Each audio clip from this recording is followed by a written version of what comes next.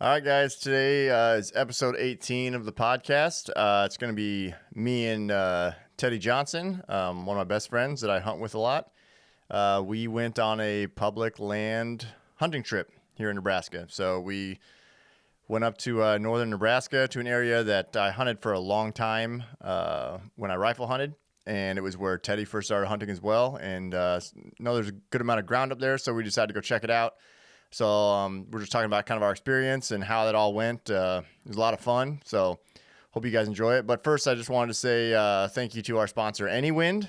Thank you to Jake and Ashley. AnyWind Field Spray is, again, the best field spray out there, hands down. And I'm just saying that from the experience I've had with it compared to using other field sprays. It is just unbelievable how much better it works. The testimonials that he's getting every single day from people across the country is insane.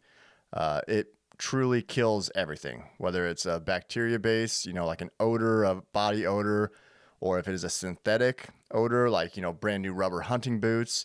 The best part about AnyWind is you don't even have to just use it for hunting. You can also use it to spray down your dog kennel or your cooler that smells. That's what's so cool about it is it just kills everything. It's a great spray. Highly recommend it. Check out huntannywind.com. On their website, you can order it. It is also for sale in the Omaha Shields.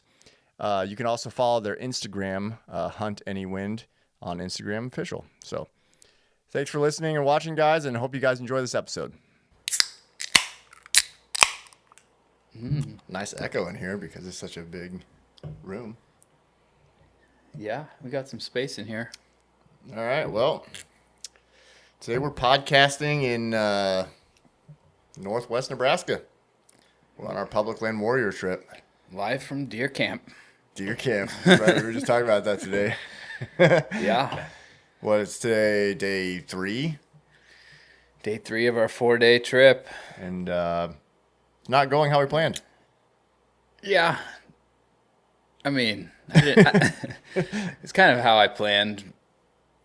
It's kind of how I expected it to go, but we had high hopes. I mean, there was a chance that we would run across a big deer up here. Right. We've obviously rifle hunted up here for a lot of years. You and your dad hunted a lot more than I did too, but yeah, there's good deer up here. It's just, I don't know. I think we're just realizing like the timing was probably a little early to really see mature bucks moving. Yeah. But I mean, we've seen deer. It's been fun. We've seen plenty of deer. I mean, especially for public land, like we've seen a lot of deer. Yeah. It's just been all does and the tiniest bucks you could possibly imagine. Yeah, like 4 or 5 1.5-year-olds, and the only decent one we saw was crossing the road in the early morning. In the middle, we were driving there 6 in the morning or whatever. But yeah, I mean, we've given it a lot of effort. We've been hiking. Yeah. We've been grinding. Putting the boots on the ground, that's for sure. I mean, we've been hiking into some areas too that were like insane. Yeah, like what are we doing? But I mean, like deer are probably in there, and yeah, I don't know. It's just like it's hard because it's like you want to get in there where other people probably don't. Then you're weighing like the reward to risk of like if you do shoot one in there, how are we gonna get this thing out? Getting it out, like yeah, because there's some crazy terrain up here. Yeah, honestly, I didn't realize like how crazy the terrain was. I mean, like I've hunted up here for however long, but I've never really gone into any of those areas for the most part because most of the time where we hunted just didn't have that. But yeah, we never really. A couple of those, like you could have fallen off a cliff and died. Oh yeah, like multiple 100-foot drops. Yeah, like couldn't see the bottom. It's like we're in Nebraska. What is going on? Yeah, for sure. Like. We've seen some of that more like western, like northwestern, but yeah, even southern. But yeah, up here, I hadn't seen that country up here before. But no, yeah, it's just public land hunting in Nebraska is what it is cracked up to be. It's tough. Like it is. you gotta even when you try it takes time to go to each piece and like scout it out and like try to even see deer and then like find if there's a big buck there, like right. Yeah, I mean that's what we were hopeful for. Like the first piece we went to, the first piece we hunted, we scouted it out, found a little bit of sign, not much, but and then we were walking and we saw those 2 small bucks. And it was like middle of the day, and so we're like, well, there's deer here. Right, it's like there's deer, so we don't want to push in too far because there might be good bucks in there. So. Right. And it was a nice piece of property, and so we sat that first evening, and you saw one buck, another little small one, a little 3x3, and I saw like 6 or 7 does.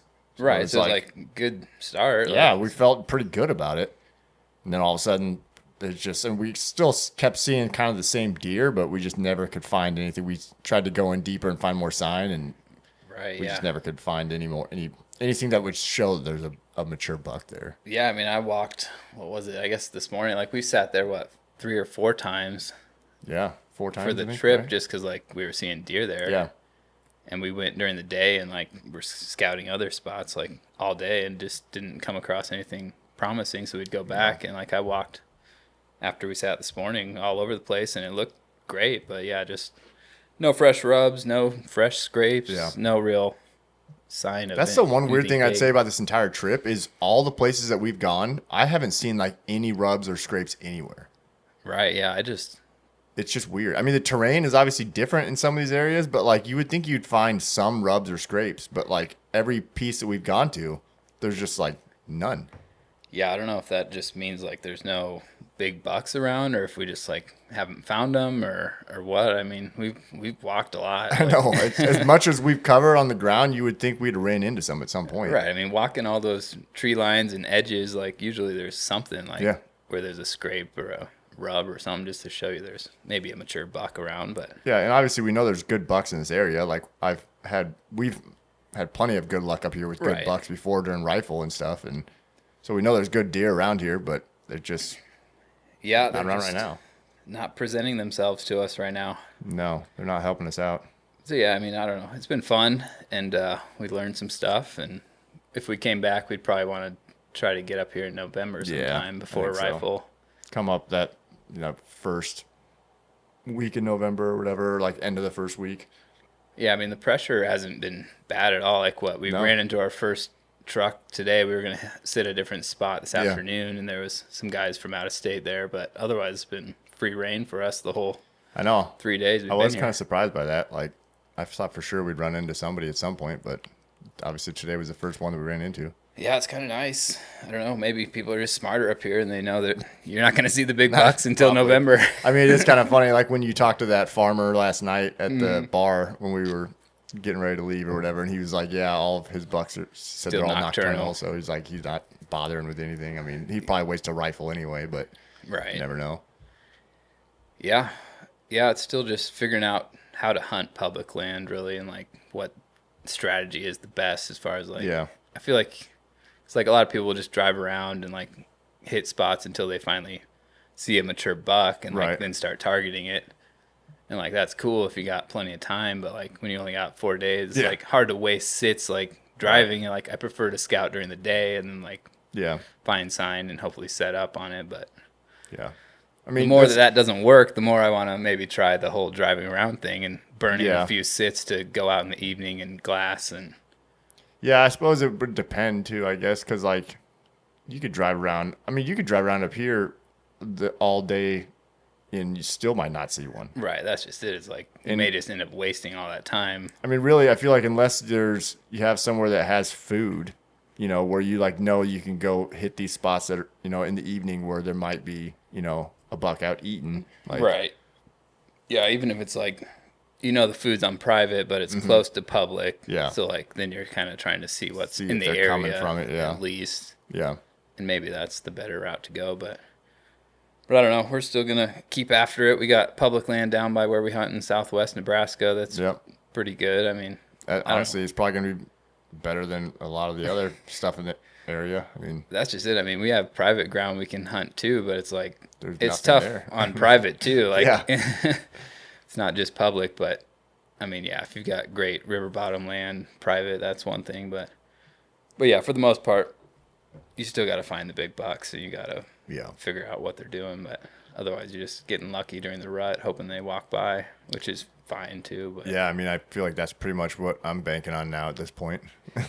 yeah, I plan on that hopefully being a golden 2 weeks for us. But but you just never know. Obviously, it's got to be something new that shows up. Right. Yeah, we haven't had much for cameras out.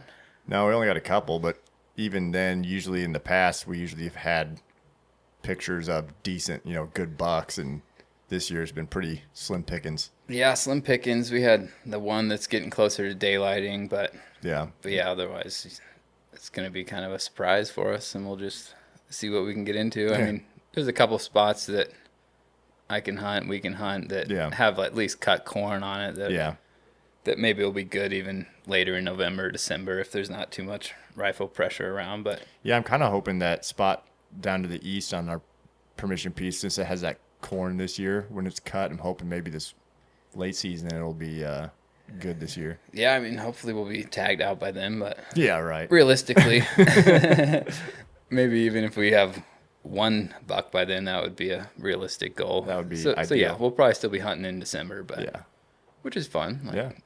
It's cool. It'd be fun to tag 2 bucks, but I haven't done that in a long time. Yeah, it's a challenge. Every year is a challenge, but there's a nice payoff when it works out. Yeah, no, I mean, it's been a fun trip up here, though, honestly. Like, I feel like we've worked our asses off. Yeah, definitely. Today was the first day we were even back here in the daylight. Like, we've been literally out all day, every day. Yeah, we've only been here to sleep pretty much, hang out for like an hour and a half before bedtime. Yeah, by the time we get back, usually it's, 9 o'clock. Yeah, leaving at like 5:45 every morning, get back at 9. It's been everything we wanted to do up here. It's just no big bucks have turned up. But that's like that piece today was, you would think there'd be deer everywhere, and maybe there are, but yeah, I think it was also kind of crazy to get into. I think there are. Yeah, that was like an ordeal. It was just I don't know. I don't bail on sits very often, but yeah, we like hiked half a mile across, it was over half a mile just to get to the tree line, and then it's like a 200-foot drop off down into this creek bottom. It was beautiful down there. Oh yeah, once you get down there, it's like nice and open. Like it's real thick cedars and pines, all the way down the side of the slope. But yeah, I got down there, and I mean, it looked good. I didn't really see a ton of great trails or anything particular, but there was tracks all the way down. And yeah, I know. I saw tracks everywhere. All over, so I just set up. Like, we've been saddling, which has been awesome for me, too. I got a new saddle this year. Yeah, that's right. We should talk about that. You've been getting into the whole saddle thing, getting your whole system all down now. Yeah, it's been a nice upgrade for sure. I was running that just base model XOP saddle the last couple of years, which is fine. Like, it gets you into it. Gets you in the tree. But it's a little sloppy and, like, obviously entry level. But yeah, this year I picked up that Latitude Lone Star, I think. Yeah. And then right before the trip. And then Ben was nice enough to loan me some sticks and a platform that were a little lighter and easier to tote than the ones I had. Yeah. So yeah, it's been cool to just kind of figure out easy methods to get up and down and be quicker. And it's cool. It's obviously easy. Like, you just throw your saddle on, hike in, get up. You can go wherever you find a good tree, which is a challenge sometimes. That is always the hardest part, at least in Nebraska. I don't know what it's like in other states, but it's hard to find trees here. Yeah, in certain areas, it's just like there's not very many perfect trees. So you're not supposed to trim branches and stuff. So it's like you're trying to find ones that will have shooting lanes and all that stuff. So that is the one big benefit of a saddle, is you can get into a lot more trees over a tree stand, Yeah, for sure. So it definitely helps. But there are some trees that, like, even with the saddle, it's like, this is going to be a struggle. Yeah, this is not going to be very comfortable. Yeah, exactly. This is going to suck for 3 hours. But yeah, it definitely gives you flexibility and able to carry stuff in a little farther than a tree stand or anything like that. Yeah. But yeah, I'm feeling better about it now, especially for November coming up. Just being more fluid with the process of getting in trees and down and all the camera gear and stuff, because obviously we're trying to film hunts and stuff too for the channel. I mean, if we weren't filming stuff, saddle hunting would be the biggest piece of cake ever in the world. It'd be great. Yeah. But, like, adding the filming part, that definitely adds another piece that you gotta think about it. It's like you gotta figure out a tree that will be good enough to, like, get the camera arm and all that stuff set up as well. But yeah, it's been awesome. I like that saddle picked up. It's comfortable getting it broken in. Yep. Yeah, it's gonna be cool. I got good hopes for these next few weeks going into November. hopefully we'll see some good bucks around. Yeah. Yeah. I mean, the nice thing about the saddle too, especially now that we are getting to this time of the year, is it's like, you may go set up and see like, oh, maybe these deer they're taking this trail or whatever. So it's like, okay, well, if you really needed to, you could get down pretty quick and then get back up into a tree that's in a better spot. Yeah. It's a lot easier. After all, we've been going up and down this trip. Yeah. It's like even mid-sit, like if there's a morning where you see where they're all going, whatever, 80 yards away from you, like just get down and go set up again pretty quick. I'll be confident in that. Yeah, I mean, it's like I got up in that tree yesterday, it was, I think. Yeah, yesterday. I got up in the tree and I got everything pretty much set up for the most part and then realized like it just wasn't going to work.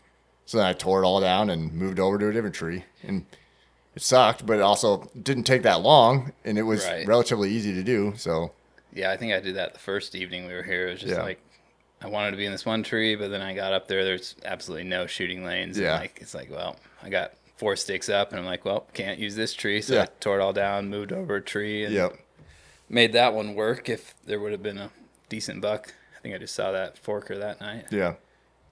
But yeah, it's nice to just have it be quick and easy, painless. Tonight was easy too, but it was just like, I don't know. I bailed on that at what, like 5:30 or no? It was like 6. 5. You texted me at 5:58. I looked when I got back to the truck because I was like seeing like roughly when I thought you'd be like back or whatever. Yeah, I'm like this just feels dumb. Like we were down 200 feet off this cliff, and like even if I shoot, you were one, probably about a mile, at least a mile away from the truck. It's like if I shoot one, I'm gonna have to like. And you were like crawling through to get in there. Yeah. And then crawling to get out, you were having to be on your hands and knees crawling up the side of this stinking hill, like cliff or whatever. Yeah. I finally was just like, this is dumb. Like I'm just gonna tear down as much as I don't really want to and get my stuff out. So yeah, I'm just crawling hands and knees to get under some of these pine trees. But luckily, I ended up finding a nice deer trail that looked like one that bucks probably cruise like on the leeward side of the slope that's a third of the way down or whatever, like they say they always like to cruise. But so I took that up the rest of the way and it was not too bad. But yeah, I don't know. After you were saying you were finding mountain lion tracks, it was like, I don't know if being in the dark. I'm telling you, that one track, it looked like a mountain lion track to me. I mean, it was.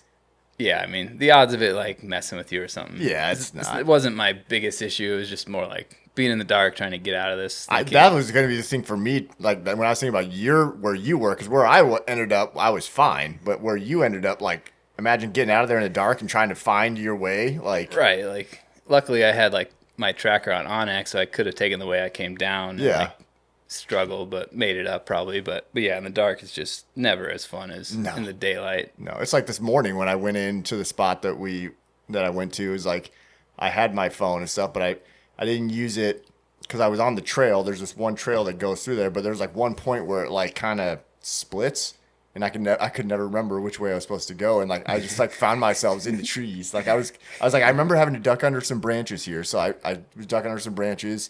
And all of a sudden, next thing I know, I was like right next to the creek, and I was like, this is not right.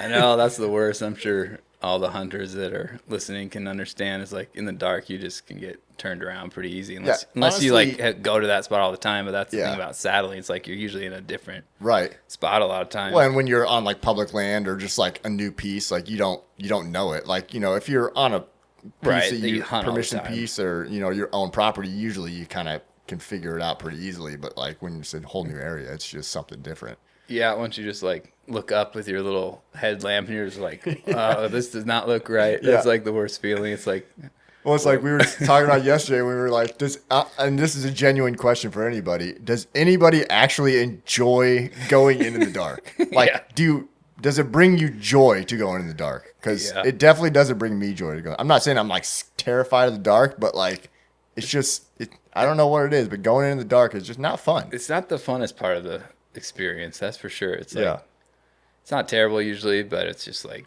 And honestly, for me, it's probably more like when you have to go into like a heavy timber area like that, where it's just so much, it's so thick, like you just can't see, like you don't know where you're at.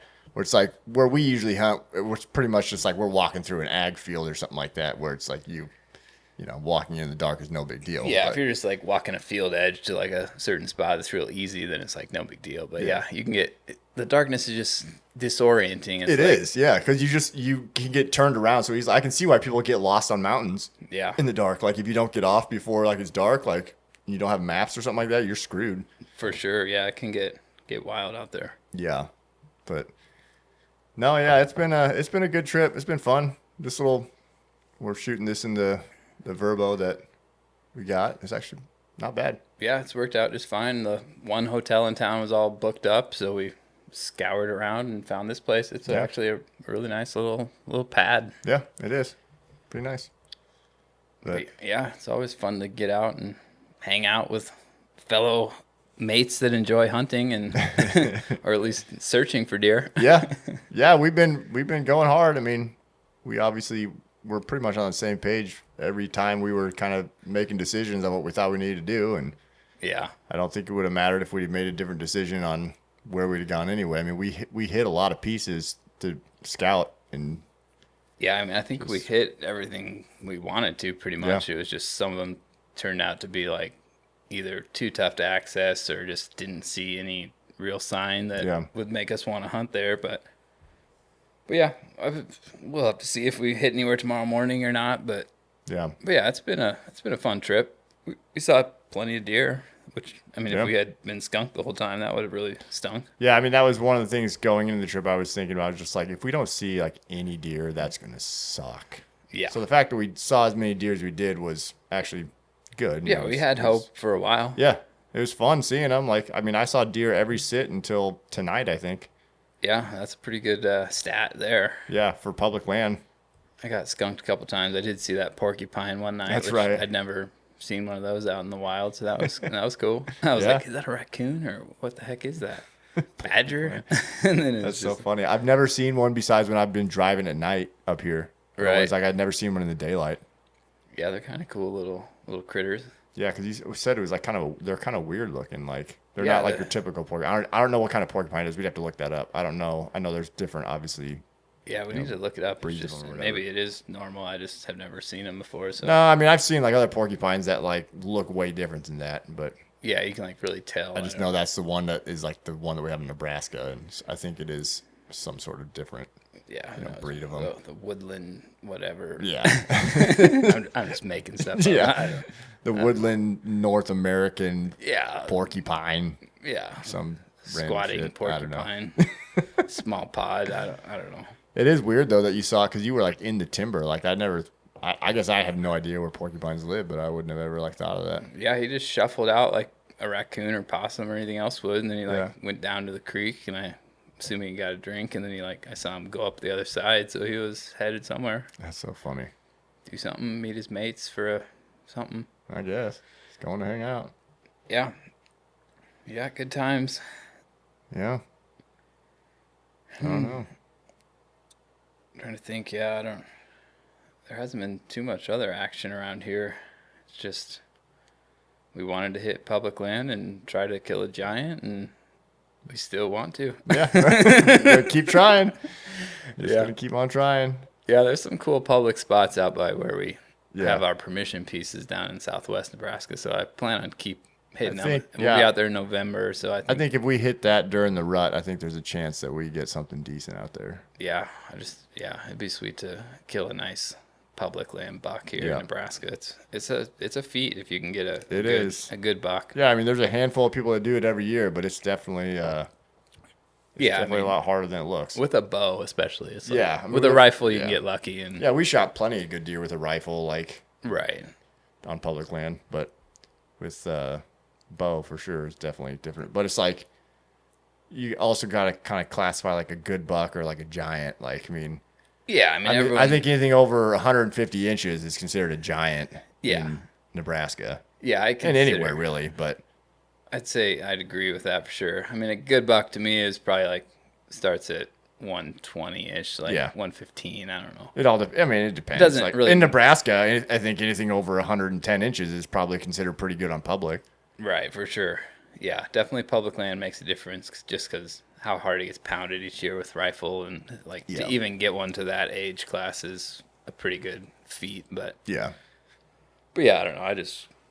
I don't really care about the inches. It's more just like shooting something I'm proud of that's mature and, gets me excited or whatever. But yeah, something about shooting a mature buck that you just feel like knowing you outsmarted a mature buck, especially with a bow, is different to me. It feels good. That's what the excitement level I'm looking for. Like, yeah, I don't necessarily need the meat like bad enough to be shooting like small ones, but to each their own. I mean, anything on public land is still a good buck if you can get it. But yeah, we'll see. I'm hoping we can find something mature still this year on public or have some luck on our private pieces. Yeah. I mean, obviously we'll hit those too, but until something shows up, it's like we got just as good a luck on public land, I think, as we do private. Yeah, I mean, obviously the crop rotations play a big part on public too, and some of those spots down there this year have some good crops. So yeah, we'll see. We've had good pictures of, I'd say, good bucks in the past on some of those pieces. So yeah, could be a giant. You never know. Yeah, I mean, it's very possible. We'll have to just scout them out and see what happens. We're going to be down there for, 4 days or whatever? Yeah, at least. In November. Another good 6 sits or whatever for the 6th through the 9th, I think, of November this year. So yeah, that'll probably be my only time down there before rifle. Yeah, because rifle's the following weekend. And then it always gets a little tough after rifle. Yeah. But I should be able to hit some of these spots closer to Omaha that I have some permission on, maybe a little bit more in November at least. So yeah, it's exciting. Hopefully, some of us will get on the board. Yeah, I know. I feel like Jake and Ben should be. I mean, Jake should be getting hard after it next week, I think. Yeah, it seems like the first week of November for him down on his lease always is like the best time for him. So. Yeah, he's usually got some good bucks running around. So he just obviously got back from that long trip in Idaho. So. Yeah, I don't know how hard he'll hit it right away, but could be in the evening we get a text that we need to go help with a track job. You never know. Hopefully he doesn't need help with it. Yeah, hopefully he just wants help so that we can all hang out and drink beers and celebrate and have a nice little time. Yeah. But yeah, we'll see. Yeah. Well, I don't really know if I have anything else more to cover. You got anything else? Yeah, I don't know. This will be a short podcast. This is just kind of a, end of the. I mean, we got one more morning tomorrow, so if something changes, we'll if we kill something, we'll do another podcast and talk about that whole experience. But yeah, it's just a little special live edition of podcast, I guess this week. It's the first time I've actually done a podcast that's not in the studio. So yeah, it's fun. It's always fun to get it out and chat a little. But yeah, I don't know, I'm a little tired from the last couple of days of I'm sore. Stinking hiking and backpacking, hauling everything in and out. Yeah, definitely getting me in shape for the future. Yeah, now it's like imagine doing an elk hunt. Yeah. Yeah, that's like next level. But someday, I mean, it would be fun. I hope so. I'd like to elk hunt at some point. I think it'd be fun, but yeah, it's getting tougher and tougher to do, more and more expensive anyway. Yeah, everything's going up, but maybe someday we'll get there. For sure, it'd be fun. But yeah, I've had fun. Gonna relax and have a few beverages and hit the hay fairly early, probably. Yep, that's what we do pretty much every night. Yep. Nothing too exciting going on here. Nope. Especially because we haven't killed anything. Yeah. Yep. Right on. All right. Well, thanks for listening, guys, to this short episode. We'll catch you guys sometime in the next week or two. Adios.